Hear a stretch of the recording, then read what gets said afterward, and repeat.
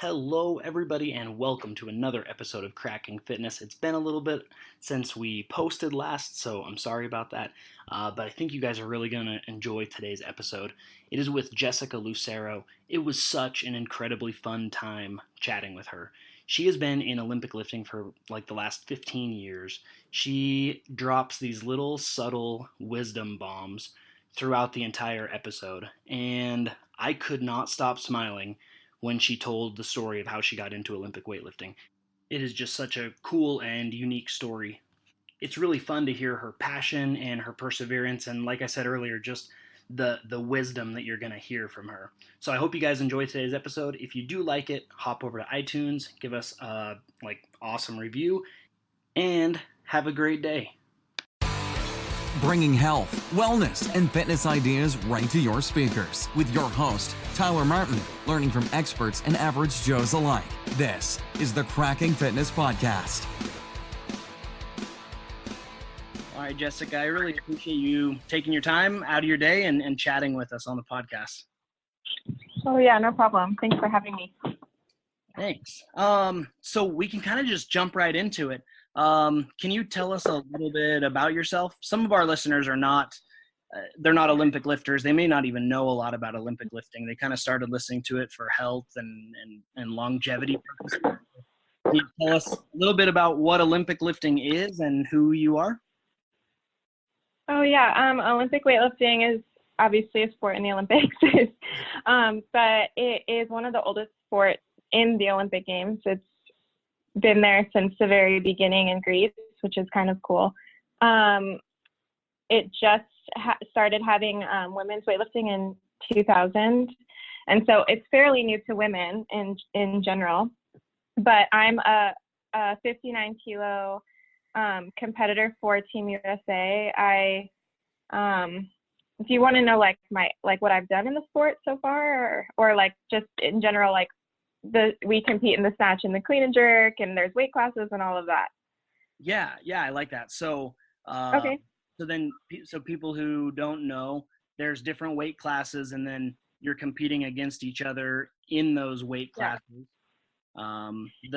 So there's 10 weight classes for females and then 10 for men. And we obviously, when we're competing, we have 3 attempts in the snatch and 3 attempts in the clean and jerk. So usually there's some strategy to it. The coaches will pick a weight for your opening snatch that's something comfortable, like because we're competing under pressure.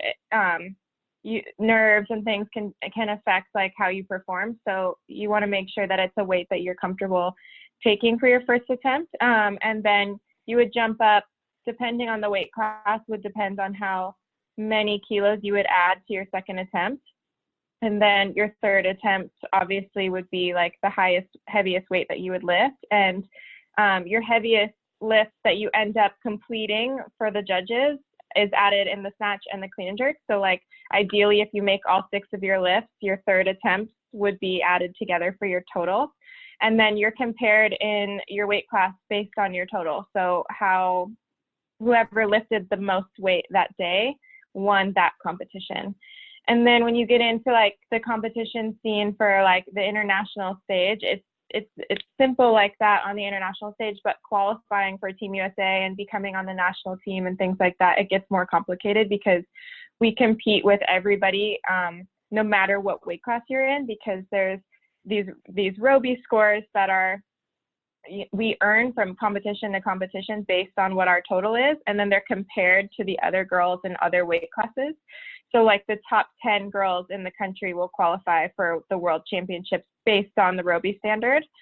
And basically, like if you're close enough to medaling at the Olympics or at the world championships, that's how, like if you're close to a medal, then you'll probably make the team. And then there's limits, like only 2 per weight class can make a team. So if there's 3 or more, like this year for world championships, there was 3 71 kilo girls that qualified, but because only 2 are allowed to compete for one country, the third 71 out of her total, she is an alternate now, which kind of sucks. But yeah, it's it's tricky and hard to follow, but also really simple at the same time, I guess, because it's just whoever's the strongest and closest to medaling gets it. Okay. So there's 10 spots. That means Yeah. if there's 10 spots, but there's not more than 2 allowed. So that means that Team USA wouldn't send a person for every weight class. Is that correct? It's possible, yeah. We typically do end up qualifying someone from each weight class, but like for example, there's an 86 kilo weight class for females, and I don't think that we have an 86 lifter competing. I think that's the weight class. I get confused because there's also Olympic weight classes and non-Olympic weight classes, and at the World Championships, every kind of weight class can compete. But like we just got back from Pan Am Games, which is only Olympic weight classes, and the Olympic Games is also only Olympic weight classes, and so like for the qualifying for that, I get confused because there's only 4 weight classes, there's only 4 spots that go to the Olympics, for example, and it can be in any weight class, but they have to be an Olympic weight class. So some of the weight classes are in the United States are stronger than others, obviously. So they're a little bit more stacked, and there's more girls, up and coming in some weight classes than in others. Okay. Yeah, it does sound a little complicated, but at the same time, not too complicated. It's easier when it's like all written down. Yes, I imagine it would be. So you guys have competitions all throughout the year, or is there kind of like a season for it? Yeah, for me, so I was just telling my husband Christian about this because he does CrossFit, that all the athletes that just did the CrossFit Games like are all on vacation right now, and I was like, I don't even understand what that's like, because for us it's like competition after competition after competition right now because it's an Olympic qualifying year. Yeah. So like I've basically competed every 6 weeks for like since February of earlier this year. Oh my So goodness. it's been pretty crazy. Yeah, I can't even imagine on the national level or international level just having that I guess mental, emotional, physical pressure every 6 weeks. That is crazy. Yeah. Yeah, and like having to be in a peak like basically that whole time on your body is challenging, but also like for me, I'm in a weight class where I have to cut down too. So like I'm constantly eating in a deficit, and it's just like it can be draining, emotionally and stuff, where like the national level lifters that aren't competing international, they get like, they could have up to 3 months in between their training. So they have time to like get back into training and let their weight creep up a little bit, but like not too bad, and, get stronger for the next competition. We're pretty much like as strong as we're going to be. It's just like how many lifts can we make that day, Yeah. So that it does add another factor to the competition scene, but like I said, every level comes with their own stressors, and it's just different at every stage. So I shouldn't really complain. A lot of people would be like so excited and happy to be in my position. So I should be grateful. No, well, so that being said, and that just popped into my head, what I'm about to say is that's one thing I like about your social media is you're pretty real about stuff. Yeah. Social media for me it's cool, but at the same time it's a little bit annoying just because what you posted the other day about the highlight reel, it's just people's best time of their life. And so it's so easy to hop on and look and be like, oh, well, Jessica's always lifting and she's going to international competitions and she's married to a cool dude. And, but the truth is, like life is awesome, but it also has ups and downs. And so it's something that I appreciate about your social media and about you. So one of the reasons why I wanted to kind of bring you on the show, like, I don't want to talk with everybody. I just want to talk with people that are real and can actually like contribute to so I appreciate it. And I think thank you for saying that. I try really hard, honestly, because like I have a really complicated relationship with social media personally, and like I think that people forget that everyone's human beings on there. Like they're just seeing one piece of the puzzle and they're not seeing the big picture, and some people share everything and some people don't share everything, and some people are really happy all the time, and that's great for them, but some people aren't, and they have to work really hard at their mindset and enjoying the process and all of that. And so it's more of a struggle for some people than for others. And like everyone's different, and that's okay. Like it's not like one person's better than the other or anything. Like at the end of the day, like everyone has their own struggles. And like, for example, like you saying that about me and Christian and me traveling internationally, like the side of it that isn't seen is that like there's so many sides actually that aren't seen. Like we have to hear everyone else's opinions about us all the time. Like, oh, this person should make the team instead of that person, or this person's better than that person, or they're just opinions and their judgment about us as athletes and us as people, and based on one competition or one experience, never having met us. And then like me and Christian, like, yeah, he's an amazing man, and I'm very blessed to be married to him. And he helps me a lot, but also we don't see each other a lot, and we're not able to be around each other a lot. And he takes on a lot of sacrifices because I have to travel so much. Like I pressured him into getting a puppy in 2016, and he basically has to be with that puppy all the time because I'm never home to like help. Yeah. And he has to work a lot more because I don't have time. Yeah.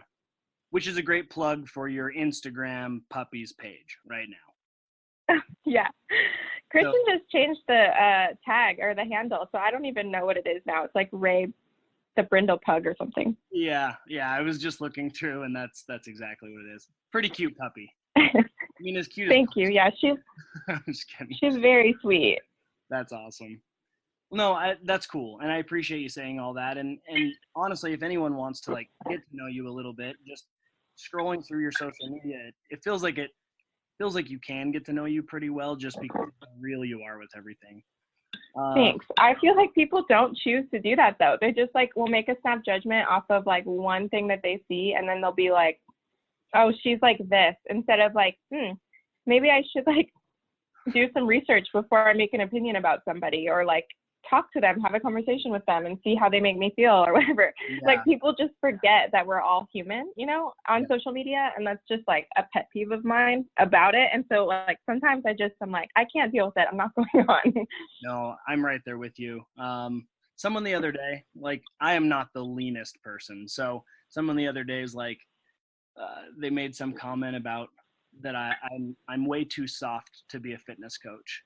And like, oh my gosh, soft. And I was like, dang it, well, I am a little bit soft, but I'm a decent coach. I'm definitely a better coach than I'm an athlete. That's for sure. But they know nothing. But that's so, yeah. And like, they don't know what your credentials are or your accolades or anything. Like they're judging based on one appearance, and like weight fluctuates. Like maybe like this is a season or whatever, and maybe not. Like who cares? It's so stupid. I don't know.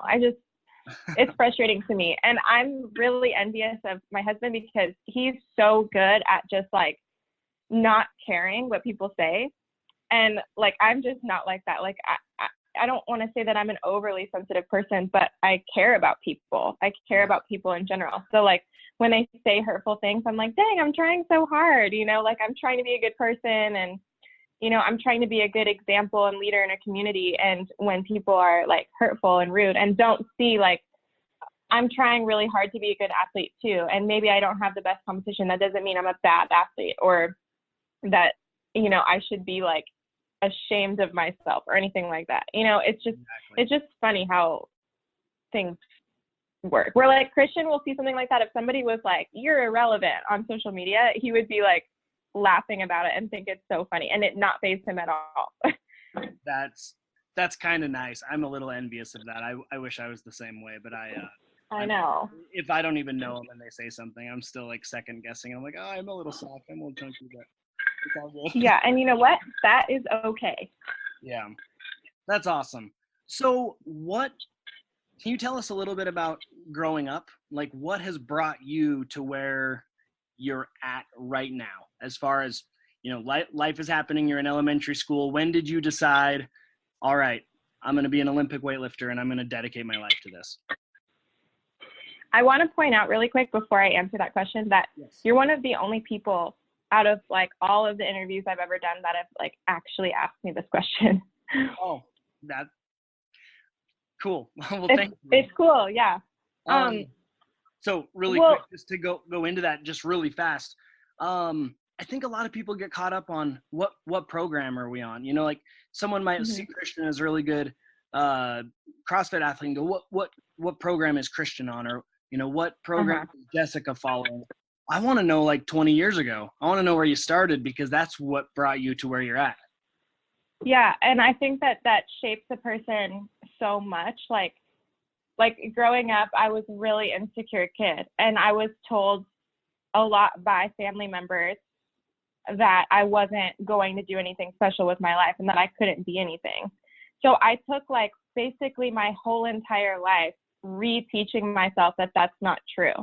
And that's something that like is still to this day something that comes up in my mind. And like even some of my family members that weren't like that with me, that are loving and caring and decent, they're like that too, because they're around other people in my family that were negative and were hurtful and were like that. And so they have their own issues with their mentality and things. And they're not even professional athletes. They're just regular people who work hard and do the best that they can. And so it's like, it's crazy to me because now like I'm more aware of stuff like that. And when I have conversations with them, I'm like, man, I wish they could realize that they're hurting themselves and they're like abusing themselves in their own minds, like, and that they have the power to be stronger than that. And like, they have the power to choose to be confident and to love themselves for other things, you know? But, Yeah. yeah, my mom was encouraging me to do sports my whole life. Like it was a rule at our house. And, I grew up as she was a single mom for most of my life. And so she was working a lot. And I basically like took care of my little brother, and my grandparents and my aunt and uncle like kind of pitched in and like would help me and stuff and be there when my mom was working, because she was a flight nurse. And so she was working in helicopters for like 2 days at a time, and I wouldn't see her for a lot of my childhood, I guess. And but we had a rule in our house that I had to always play a sport, and it was soccer for most of my life. When she met my stepdad, he had gotten laid off from his job, and so we had to move to Florida, and the soccer system out there was a lot different than it was in Ohio for me, and it was a hard transition, and I didn't really fit into like the culture of soccer down there. And I had grown up playing soccer with the girls I was playing with, and I was on the travel team. Like we competed at nationals and things like that. So it was challenging, and I told my mom like I didn't want to do it anymore. And all of the girls were like super rich too, and like we had no money. Like that wasn't how I was raised, so I had nothing in common with them. Like one of the girls, for example, I went to one of the travel team practices, and it was at one of the girls' houses, and she had a full soccer field in her backyard, like staged and everything, like painted, and she had a helicopter in the back. Like I was like, what? Yeah. So that was like just hard. And then, you know, with any transition like that, like you have to build relationships, and I was a shy person in general. And so it was challenging. So I started doing like just track at the school, at my middle school. And Danny Camargo was my first coach. He coaches in Orlando. And he coaches another elite athlete on the national team right now that competes at Worlds and everything with me. And she's a very accomplished, and yeah, Maddie Rogers. So he came to my middle school, and he gave out flyers, and he said, like, if you're playing any sports and you wanted to do, he's like, I coach weightlifting, and you can do it for strength and conditioning to get better at your sport. And it was just kind of like, I didn't even realize it was a sport. I just thought it was like, you know, a training mechanism. And our family didn't have a ton of money. So I was like, we've never been able to do extra stuff. Like I was on the team and I got to do whatever the team did for the school, but there was no extra. Like I didn't go to like massages or like anything like that. It was like, I got to go when the school let me go, and that was it. And when he came, I was like interested, but I knew it wasn't an option. So I didn't even ask my mom about it. I didn't even tell her about it. And then fast forward to my freshman year of high school, Danny coached at the high school. Like there was a weight room at the school. And I remember like at orientation, it was like over the summer, right before school started, after 8th grade, going into freshman year, we had like a tour of the school, and the school was like just huge. I'd never seen a school like that in my life. And there was a weight room, like fully equipped weight room, and like an Olympic sized pool, and like this whole basically a sports facility. And there was a girl in there lifting. There were two girls. One of the girls was just, there's a program in Florida called high school weightlifting, and it's bench and clean and jerk. But Danny had his club team as an after school program there also. So there was like kind of a combination of like the girls that just did it for fun in high school and like for credit for, you know, college and stuff. And then there was like the Olympic weightlifting team that competed at like youth nationals and all of that. And one of the girls that was in there, I remember seeing in my middle school, and she always came to class in like a Team USA jacket. And I remember thinking, and she always kept to herself. She got good grades. She was like a nice girl, but like I didn't talk to her ever because she was kind of intimidating, and I didn't know anything about her. I didn't know what sport she played. I just knew she was a really serious athlete. And I saw her in the weight room that day, and she was training, and I was like, oh my gosh, like that's what I should be doing. But I didn't know how much it would cost. And so I was like just kind of nervous about it. And so I told my mom that I was going to start tryouts for soccer and go back to soccer. And she was like, okay, whatever. And during tryouts, it was after school. So Danny's club was training at that time. And I went to the tryouts, and like the third day of tryouts, I was like, I want to go check out what Danny and them are doing in there and see what's going on, and like maybe introduce myself and just, you know, ask questions or watch their practice. Like I was so curious. And I went in and I met Danny, and he was like, do you want to first he was like, yeah, just watch whatever and see if you like it. And then I thought it was like the coolest thing ever. I became really good friends with a girl that ended up qualifying for Junior Worlds that year. And she was on Danny's team, and she was my classmate. And so I decided to quit soccer and not finish tryouts and do high school weightlifting, because at least I wouldn't have to pay for that. And it's like an introduction, and I could start weightlifting. And I lied to my mom. I like didn't tell her. I was like, I'm just going to do it, and I'll tell her if it becomes serious. I don't know what my plan was with that, honestly, because like eventually they were going to find out that I wasn't on the team, or like, hey, Jess, did you make the team or anything? And, you know, I don't know. I didn't have a plan. But so I started the high school weightlifting, and there was a different coach for that. And Danny had come in early one of the days we were training for that, because it was after school, but there was like a gap. So it was after school training, but then Danny's club wouldn't come in until like right after that training was supposed to, like the hour after that. So there was overlap, but not like a ton. And I was in there, and I was doing clean and jerks, and I was pretty good at them. Like I had obviously some shoulder strength limitations and mobility limitations, and just like, you know, normal people things when you're learning a new sport. But I was really strong already from playing soccer and from running track, and I was really fast. Like I just had some natural ability in it. And Danny saw me doing clean and jerks, and he asked me if I wanted to make the Olympics. And I was like, yeah, definitely. But at the time, like I wanted to make the Olympics playing soccer. I just didn't realize like if I wasn't playing soccer, I probably couldn't make the Olympics for soccer. And I wasn't really on that track. Like I would have been on national team track already if I was gonna play soccer. But since we moved, it was just a weird thing. But that was always my goal in my mind. Like I want to make the Olympics for soccer. And so I said, yeah, for sure. And he's like, I think you should quit everything else you're doing and join my team. And I was like, okay. And I talked to my mom about it, and I told her the situation, and at the time, the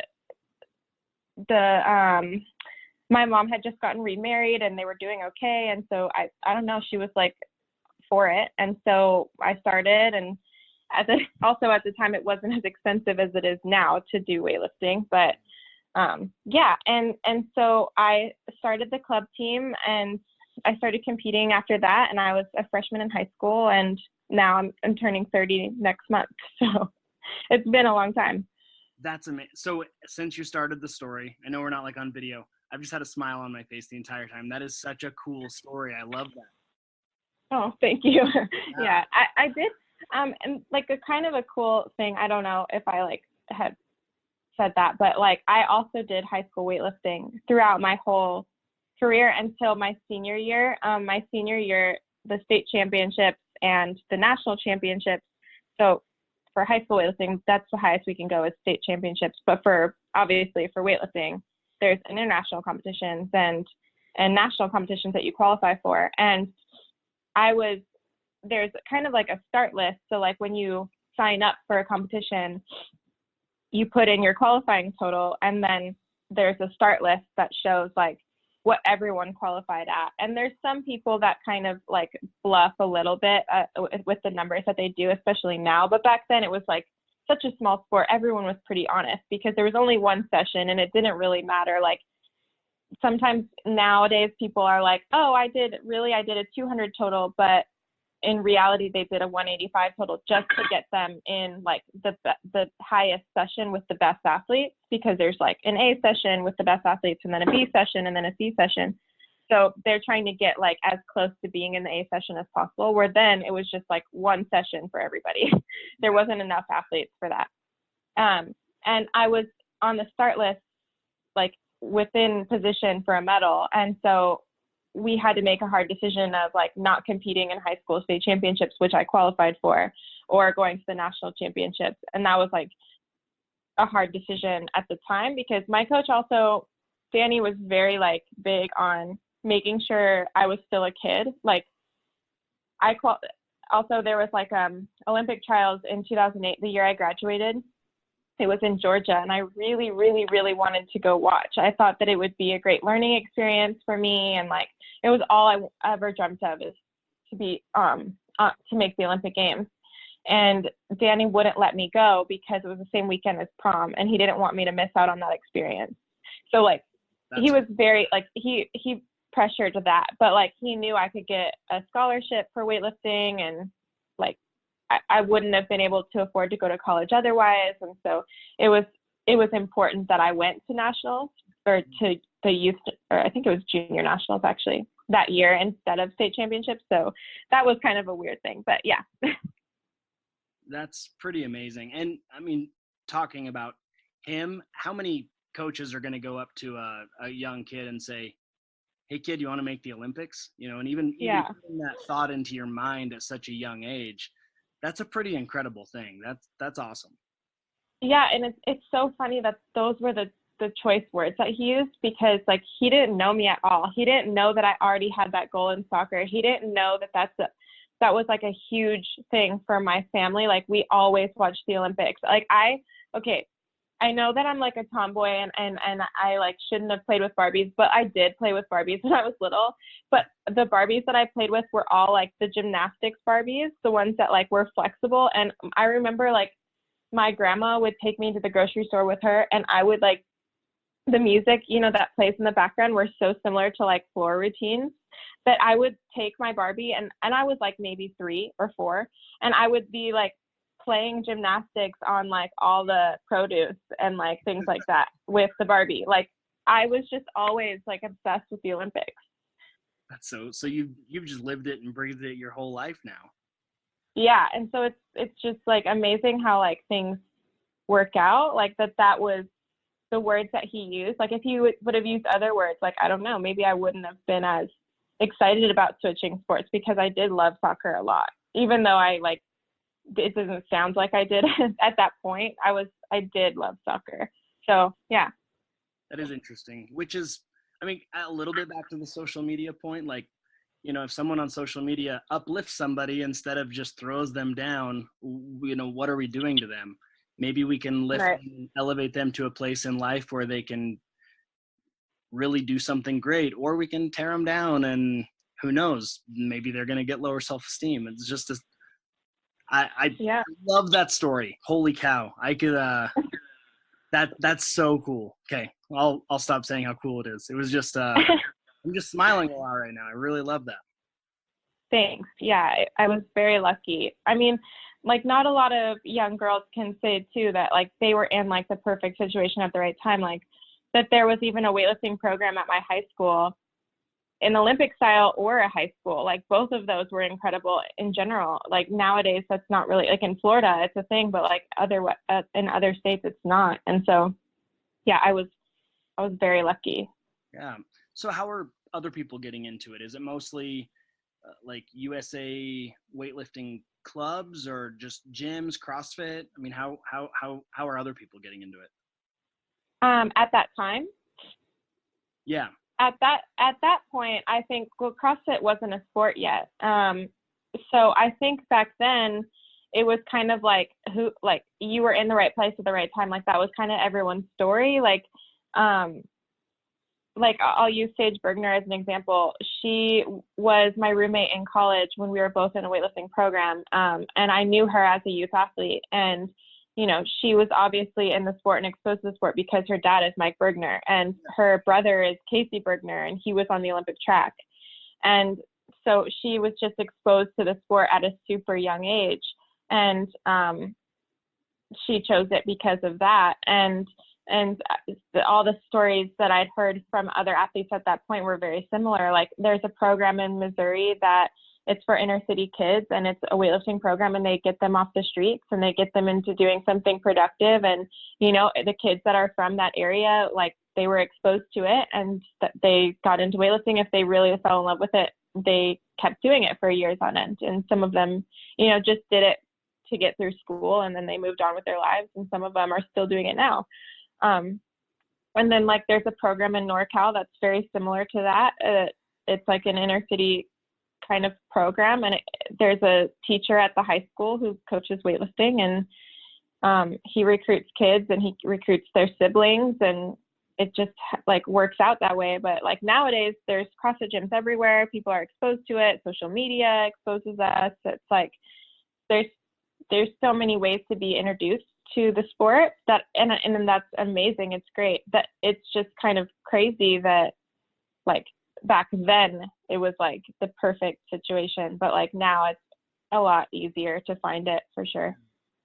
Well, things I don't know how the universe works, but I think things usually work out how they should. So, you might have been put in those situations for a reason, and, things aligned to do what you're doing today. And obviously you've taken all those opportunities and have done very good things with them. Thank you. I try really hard to, because I guess like for me, without weightlifting, whether I end up reaching all my goals or not, if I wouldn't have found weightlifting, like there's so many things that wouldn't have happened. Like I probably never would have traveled ever. I would have never left Florida. I would have never met my husband. So I would have never met all these people that are in my life right now. So like whether or not I make the Olympics or I medal at the Olympics or I have to retire early because of an injury, whatever happens in my career from now until the end of when it happens, I still feel like the sport itself gave me so much, like confidence, friends, a relationship. And I learned so many lessons, like not even life lessons, but also like about myself that, I wouldn't have learned otherwise. And I'm just really grateful to it. Yeah. Well, not being grateful is so important because so many people get caught up on the end result, right? So they may go, Right. well, my goal is the Olympics. And then everything else blows past them, and maybe they make the Olympics or maybe they don't, but they're not enjoying the time that they spent learning the things that they needed to get to the Olympics. And so I think Right. it's good that you're you're taking all those, you're not taking them for granted, and you're being grateful for all of them. You're gonna carry that with you forever, and be able to share that with others in a way more positive way. Yeah, thank you. Yeah, because I mean, I don't know what I'll do, like if I'll end up coaching eventually or not, but like I will always give back to the sport in some capacity if I have the ability to, just because of that, and because I was able to kind of pay attention and learn things, and like I've had a lot of coaches over the last 15 years, and I feel like I tried really hard to learn a little bit from all of them, whether it's how they were coaching me as a human being, but also as a professional coach. And like all of those things, I feel like are great lessons if I choose to go into coaching. But even if not, like who I am as a person, I feel like is shaped by a lot of my experiences through the sport. Yeah, I really like that. So shifting gears just a little bit. So when I say greatest accomplishment, I don't mean like the coolest accomplishment. Mm-hmm. For you personally, what has your greatest accomplishment been so far in your Olympic lifting journey?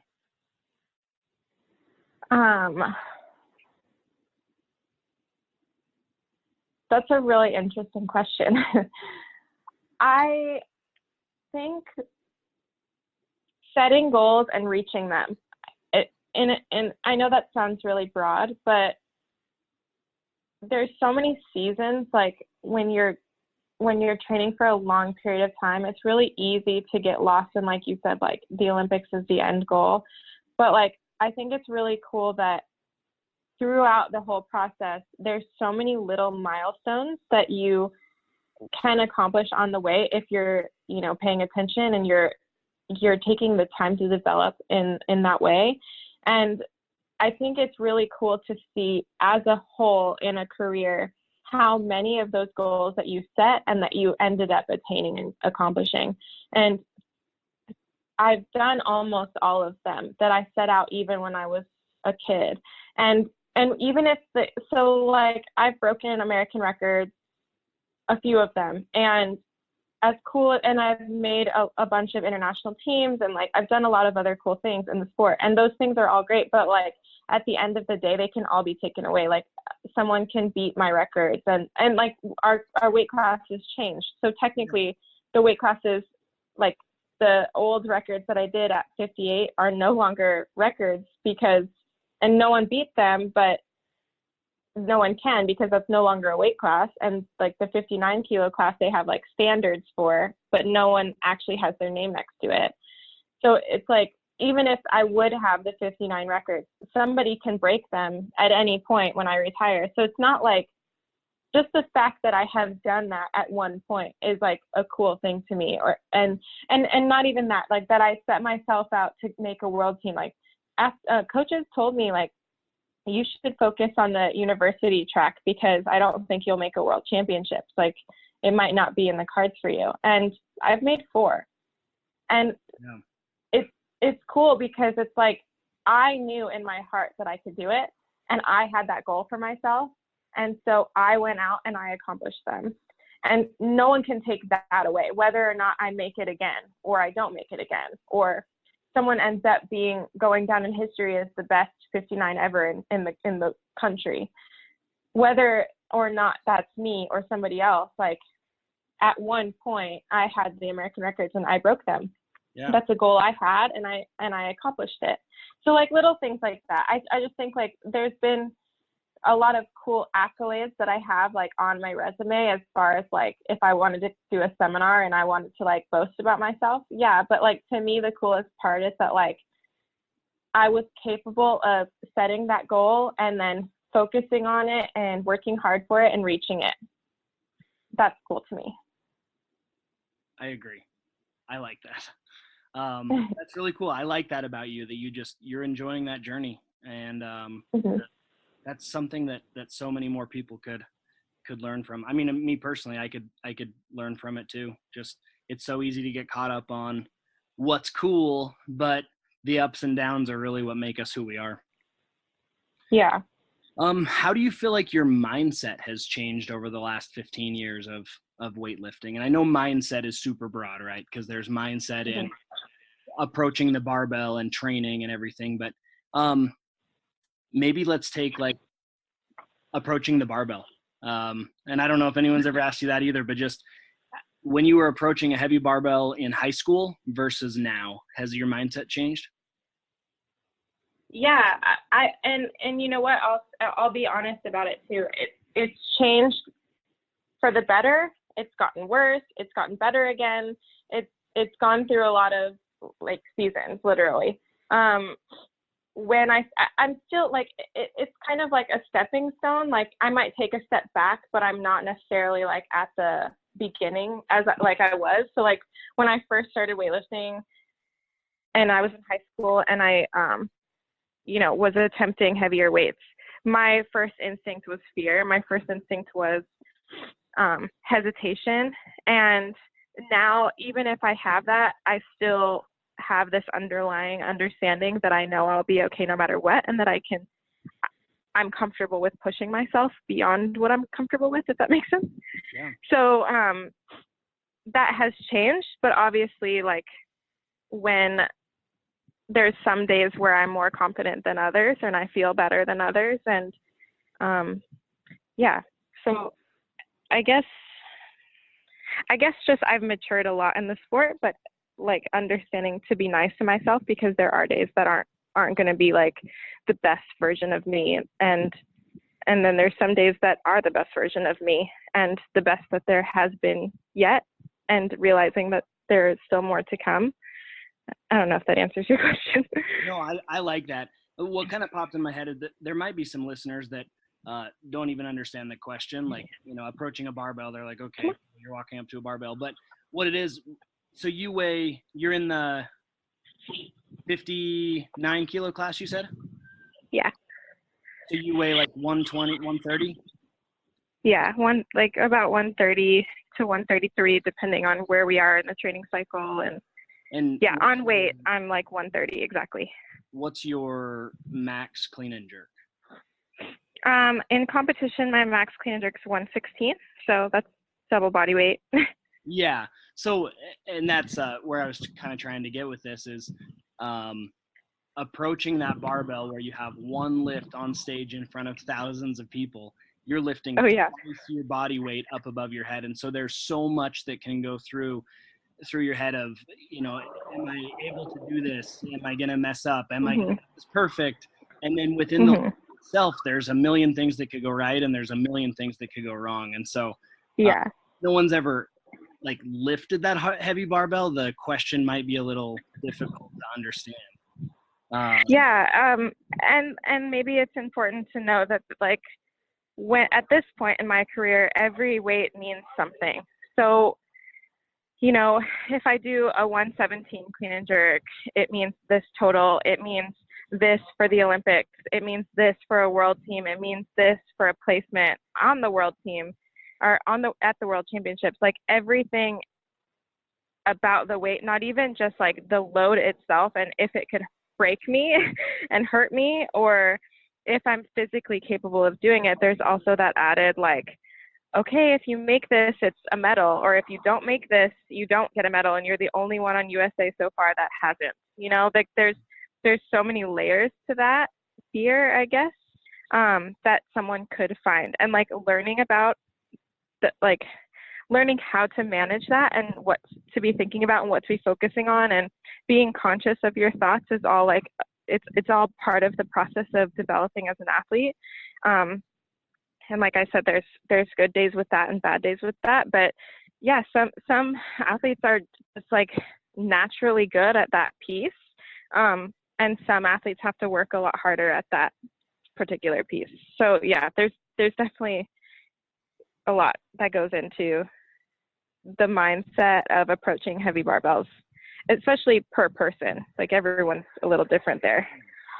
Is there anything specific that you have done or are working on to better that mindset? It's like a constant thing. I think like and like I said, that I've been in this sport for a really long time. And so for me, it's kind of like, I don't know, there's a lot of layers. Like, obviously, I have goals that I haven't accomplished yet, and I would really love to do that. But I've put in a lot of time in the sport and a lot of hard work. And so now it's kind of about, you know, building on that confidence and pushing myself beyond where I am now and still being able to get better after this long. And that's in itself a challenge. Like, there's always things to grow and be better at as an athlete, and nobody's ever perfect, but I'm getting older and I've been in the sport for so long. I have a lot of, like, one, bad habits, two, like trauma from the sport, not just like physically, which I do also have physically, but mentally. Like, I've been heartbroken by the sport. I've had elated, amazing, like, miracle competitions in the sport. I've just had a lot of highs and a lot of lows. And so for me at this point in my career, it's like, how do I forget about things that happened to me in the past and still be able to improve and grow? And, like, how do I keep evolving in the sport as the sport evolves? Okay. So, which kind of goes to more like a hierarchy of needs. What is kind of in all of that? So, I guess going deeper, like training age. So, if someone first starts Mm-hmm. lifting right now, they're going to see a huge improvement. You know, if they snatch 100 pounds right now, Mm-hmm. then they can hit 120 in 3 weeks because the training age is low.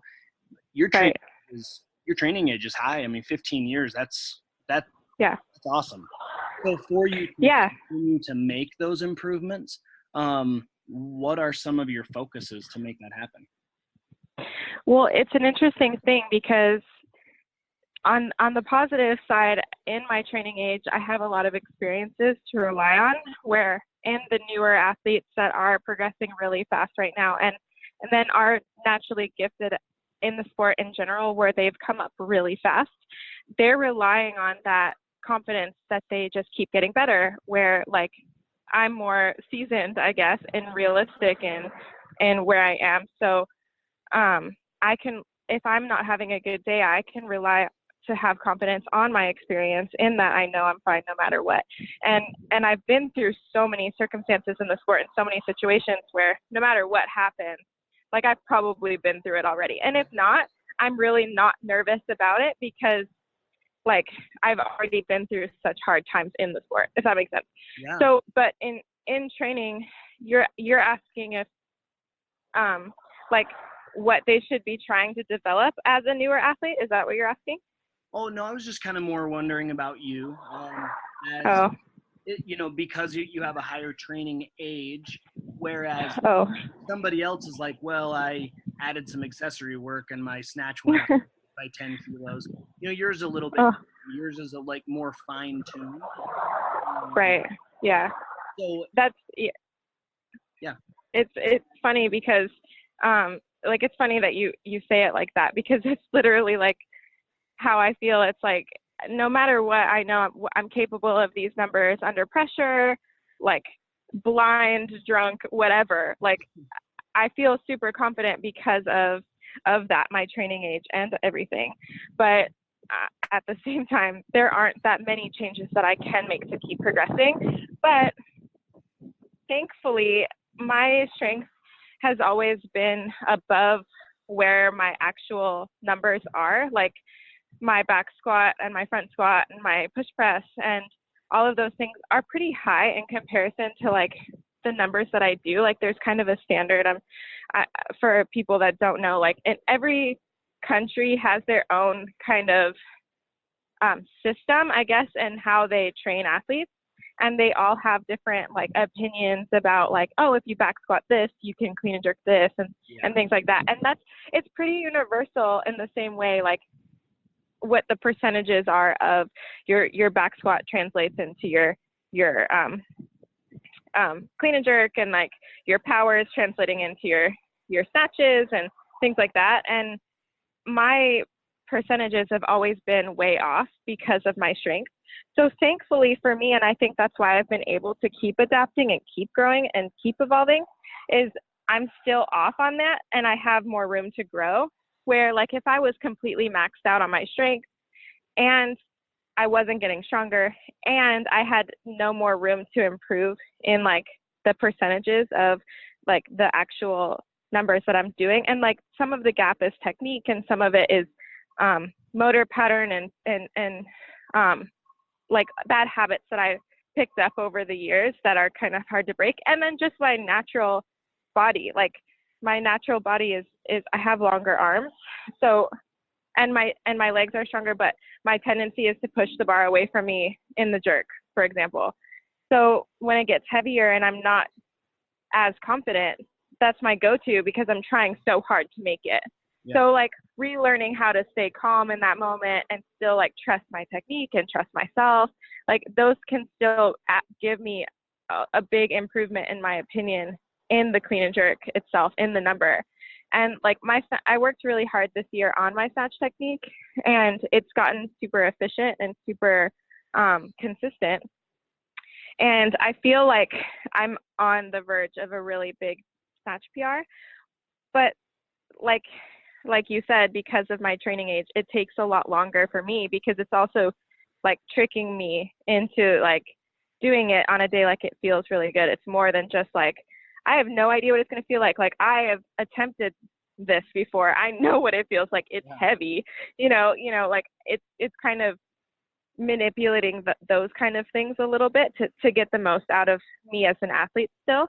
And that's tricky. That is really tricky. Where for the newer athletes like Kate Viber or these other girls that are making the world team and stuff, like they're incredible. And I'm not taking that away from them, but they also have that ability to not really know what they're doing yet. Like, and not in the sense that they don't know what they're doing, but in the sense that like, they don't have failure to, and maybe they have a bad meet here or there, but they don't have like heartbreak, you know, to be like, you know what, I'm not good enough. Yeah. Right. 15 years of those experiences that allow you to see and grow from. Actually, that's really cool because I hadn't really thought about that before we chatted as far as your training age and all of that goes. So you have, where you're sitting right now, you do have an awesome advantage as far as all that goes. Is that like a dog or something in the back? What? I have no idea what that sound in the background is. I'm sorry. Oh my gosh. It's okay. It's me. I'm like outside and I'm going inside now. Sorry. Oh, you're totally fine. It's all good. You've probably heard my kids yelling in the background, so. Oh yeah, it's okay. Yeah, so sorry. No, I think that's really cool that you have those experiences in order to kind of draw on. And it's pretty cool too that after 15 years of this ups and downs, you still can be like, and I'm on the verge of a big snatch PR. Like that's what's something that gets me so fired up about this sport is it's a lifelong it takes a lifetime to master this. And you'd think from the outside looking in, not knowing anything about the snatch and the clean and jerk, you're like, okay, cool. So you're lifting a weight up over your head. But it is so incredibly difficult. There's so much that goes into it.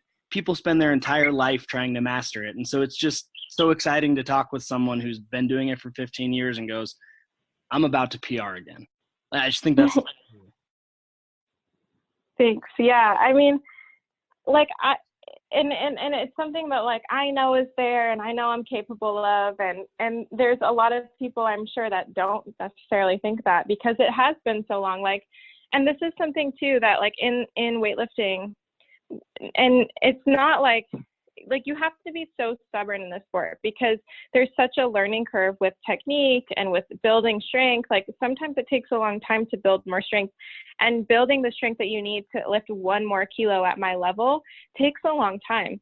So like I haven't PR'd on my total in 4 years, but my international total has improved. My consistency at that international PR total has improved. Like in the last 3 international meets, I've done within 3 to 4 kilos of the same total at all of them, and they're all very high pressure. And like before that it was like my best total as a 58 before they changed the weight classes was a 208. And then in the Pan Am Championships just a few months ago, I did a 207. So it's like within shooting distance of what I did then. And my best international total when I did that 208 was only 199. So like it's a huge jump in confidence in the international stage, which at this point, like our performance internationally is really the only thing that matters. Like improving our total is of course important, but like improving our total in an international competition is way more important than hitting like a huge significant PR in training. So like to me, that's a huge accomplishment for an athlete who's been in the sport and has been able to, like I keep saying, evolve, I guess, and get better. And like a 207, only 1 kilo away from my best. Like if I made one more lift, I would have PR'd my overall total too. Yeah. So it's like right there, you know, and it's just tweaking little things at every competition. And we're doing so many that I have plenty of opportunities at this point to make those little adjustments and make those changes. And you asked me earlier, like I work with a sports psychologist, I do journaling, I do meditation, I do visualization, like I do a lot of, I guess just conscious awareness of my self-talk. And like I said, there's ups and downs in this. Like I've gone through weeks on weeks where I'm like, I don't think I should do this competition because I don't feel confident. I don't feel ready. I don't think I'll be ready. And then like in a day, it completely turns around into like me feeling so confident, like knowing for sure I'm going to win and for sure I'm going to make all my lifts and like for sure I'm going to PR. So it's so like tricky to answer that because it's like all this work that I do, it's all purposeful and it is all beneficial, but it doesn't always show like instant feedback and it doesn't show instant progress. And neither does training. And that's what I was getting at earlier is like, for me to not hit a PR in 4 years doesn't mean I'm not getting better because there's still like so many things that I've improved on in the middle of that like, I know that I'm capable of getting a PR because I've been putting in this work and I feel it. Like I can tell that I'm ready. I'm physically ready. I'm emotionally ready. It's just like when we're in the competition setting, you can't make any mistakes if you want to get a PR. Like I'll give you an example. When we were in Guatemala for the Pan Am Championships, I snatched 90 on my opener, which is like it's my normal opener at around 90, give or take 1 or 2 kilos. And then we went up to 94, which was a PR in international and national competitions on like at a competition. I've made it in training a bunch of times, but I had never done that in competition. But on my second attempt, I took 94 and I missed it. And I came back and I was like, oh no, I know I can make that. It was like, I had a little mental mistake in the middle of the lift. I let myself get a little distracted and I missed. And so I had to repeat and make that again for my third attempt. So it was a PR, but I had more in me that day to get a like lifetime PR in training at the competition too. But because I made that mental mistake, I didn't have the opportunity to go up higher than 94. So like I had to take the 94 as like my final lift because that's all like that secured my bronze medal. Yeah. So it was kind of like you don't always get a million opportunities to hit these PRs. So it's like if I fix like that little mistake, then I can put it on the bar and then I have the opportunity there. So it's not like in training where you have like a million chances. You could try again if you miss. You could try again if you miss. Like you can miss as many times as you want and keep trying. But like in a competition, we don't have that luxury. Yeah. You had mentioned Sage Bergner earlier, and I noticed on social media the other day, she like had in her mind, she's like, I will PR my snatch today. She said it was like 86 attempts or something like that, and then finally got it. And I mean, honestly, in training, you know, you can do that, but yeah, in competition, just not going to happen. Yeah, and especially at an international competition, because what I want isn't necessarily what's best for Team USA. Yeah. So like, the national coaches will make these decisions for us in a lot of times. So like say I missed 94, if I was at home at like a national event, my coach might have been like, hey, you already like, do you want to do another one? Do you want to go up or what, and ask me, and I might call, like, I want 96. Like, that's the American record. I want 96. Yeah. But, like, we're at an international competition. It's not my call. Like, I messed that up. They want to secure a bronze medal, and that's the only priority. So I have to, like, you know, not have an opinion or not want something because it's not my choice. I hadn't thought about that in Olympic weightlifting. I mean, because you still are on a team, yet it's an individual sport. That's interesting. It's tricky too, because like our coaches at the international stage, like we get to bring our personal coaches, but like they're the national team coaches. They're not our coaches. So you have to get comfortable being around people that, you know, don't see you every day in like a week, because that's who's going to be coaching us, you know? Yeah. Who's your coach right now? His name's Russ. He coaches at the Academy of Weightlifting. And we live in Orange County, California right now. And yeah, so he's my coach. Cool. That's awesome. Well, I could probably ask you questions all day, and all this stuff like is super exciting to me. And I love talking with people that have put themselves in the position that you are, just elite athletes. I think we can get so much out of your mindset and your attitude, and like I said, I could just ask you questions all day, but I know it's been over an hour now and I don't want to take up your time. But I'd love to do this again sometime and maybe get a little bit deeper into kind of the nutrition aspect. I know you and Christian both with working against gravity, and which I guess plug for them as well. Like if anyone's looking to focus on their nutrition and health and longevity, like that's definitely a good route to go. But like I said, I appreciate it. How can people find you? Because they should follow you. Thank you. I have an Instagram, and it's Jessica Lucero 9. And that's pretty much it. Like I have a Facebook, but I don't use it that much. I just like sometimes I use my Twitter and sometimes I deactivate it. It's kind of depending on my mood. So I don't have Twitter right now or anything like that. So it's just Instagram. I'm the same. Twitter gets like really political and then I delete it. And then I get back and then it gets really political again and I delete it. So. Yeah, and I feel like sometimes I'll be on there and I'll say something and I'll mean it in one way and then people will take it in another and then they get all upset about it and I'm like, oh, that's not what I meant. And then I'm just like, forget it. Like I don't know how to talk to people apparently, so I'm just going to keep my mouth shut. Yeah, it's tough online. Well, that's one thing I enjoy about podcasts too, is just that we can have a conversation and talk. And it's not just a picture and a comment, and then all of a sudden people are freaking out about it. You know, it's actually that's true. Because you can hear the context and like you have more background to it. That's true. That's a good point. So, well, thank you so much, Jessica. I really appreciate it. Perfect. As always, like if you need anything, please let us know. But I know the listeners will really appreciate this, and I hope that you have a great day. Thank you. Thanks for having me. Thanks. We'll see you. Bye.